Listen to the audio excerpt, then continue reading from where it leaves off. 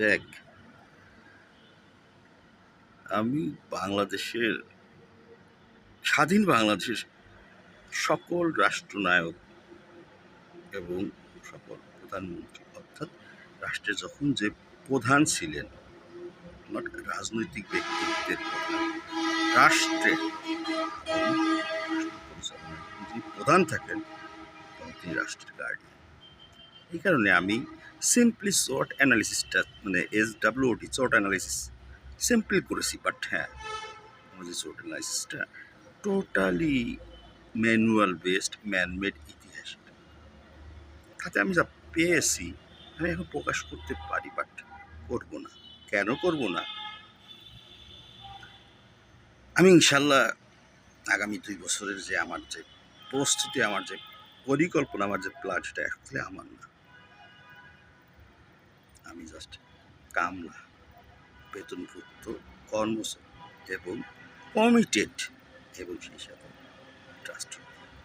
তো সেইটা করার পরে আগামী 2 বছর পরে আমি প্রকাশ করব,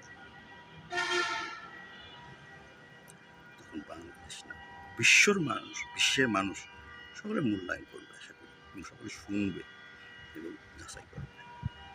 অনেস্টলি স্পিকিং, একজন ওপেন অ্যান্ড ইন্ডিপেন্ডেন্ট রিসার্চের জায়গায় যখন নিজেকে দাঁড় করাই, তখন আমি মিথ্যা কখনোই অবলম্বন করতে পারি না। হ্যাঁ, নেগেটিভ ইস্যু আমি কিছুটা ডিডাক্ট, বা যেটা একদম আমার রাষ্ট্রের যে কোনো প্রধানমন্ত্রী, যে কোনো প্রেসিডেন্টের নেগেটিভ ইস্যু আমি ইতিহাসের পাতায় রাখতে চাই না। কেন রাখতে চাই না? আমাদের আগামী ভবিষ্যৎ প্রজন্মের জন্য তাদের ভিতরে যেন একটা দাগ না কাটে। মহান আল্লাহ আমার এই কর্মের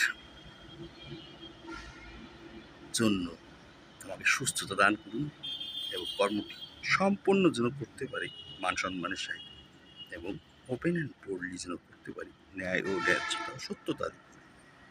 আমিন। আল্লাহ কবুল করুন। আমার জন্য দোয়া করুন।